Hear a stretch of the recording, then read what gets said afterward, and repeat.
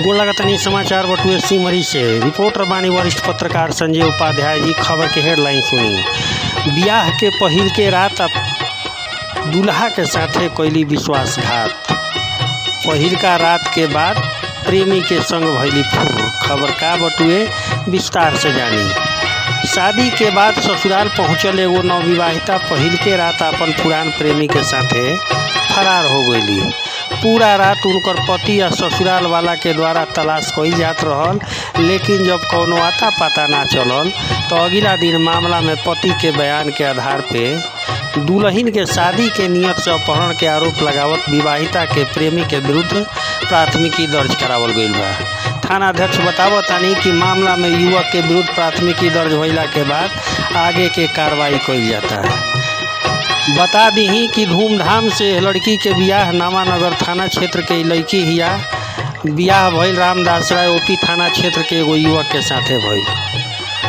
खूब गाजा बाजा के साथे बियाह भइल, दान दहेज दियाइल, खियान पियान भइल। पहिल का रात ही दुल्हन फरार हो गई।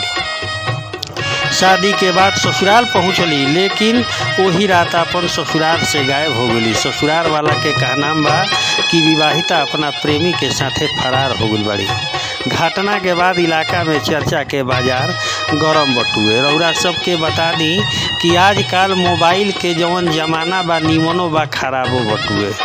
मोबाइले से कुल करम होता आ मोबाइले से निमनो काम होत बड़ुए। यह मोबाइल के ही देन बटुए कि इतना बड़ा घटना घट चुकल बटुए। अब पुलिस के ऊपर बनत बड़ुए कि मोबाइल के अनुसंधान शुरू करे, जेकरा के वैज्ञानिक अनुसंधान कहल जाला। तब जाके दूध के दूध आ पानी के पानी होई। हालांकि दूल्हा बेचारे मन महसूस के रह गए, टुकुर टुकुर देखत रह गए। बड़ा सपना दूल्हा सजैलन कि बियाह हो गईल, अब घर बार बसी, लेकिन दुल्हन दूल्हा के छोड़ के पहिल के राती अपन प्रेमी के साथे फरार हो गई। दूल्हा के कुल सपना पे पानी फिर गई। अब थक हार के हर जगह खोजबीन कई लोग, हितई नतई पता कई लोग, यहाँ तक कि लड़की की यहाँ तक पता कई लोग। जब पता ना लागल तो दूल्हा के बाबूजी मिल के रामदास राय ओपी थाना जौन बटुए सेमरी थाना के अंतर्गत आवेला एजा प्राथमिकी दर्ज करवा दी गईल बटुए। बड़ा सवाल ये बटुए कि आखिर संस्कार कहाँ जाता, लोग कहाँ जाता रे। आजकल जब लड़किन के युवा वर्ग के पसंद बटुए जवन लड़का खुल के अपन माई बाबू से बात कहस लोग।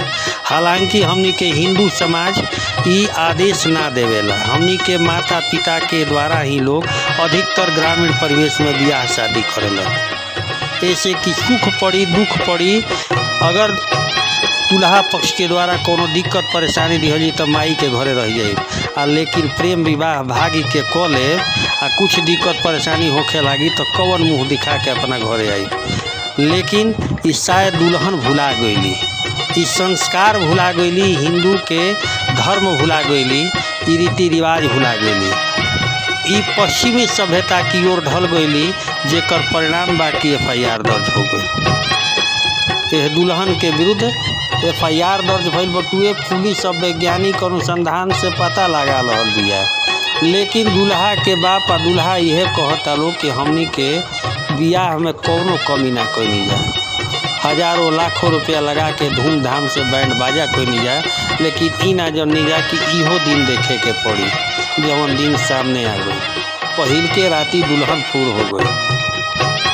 अब बताई मोबाइल के टेक्नोलॉजी के ज़माना हुई कि मोबाइल से लोकेशन लेके आया दुल्हन के लेके फुर हो चुकल बड़े प्रेमी। बिना मोबाइल के राती गायब दुल्हन हो गई, ई ना हो सकेला। पुलिस के यही पर अनुसंधान करे के चाहिए, तब जाके दूध के दूध पानी के पानी होई। बड़ा खबर सेमरी थाना क्षेत्र से बटुए। तब भोजपुरिया समाचार एक खबर दिखाई। रउरा सबसे निहोरा बा कि चैनल सब्सक्राइब करी ताकि सबसे पहले खबर रउरा मिले। बहुत बहुत धन्यवाद।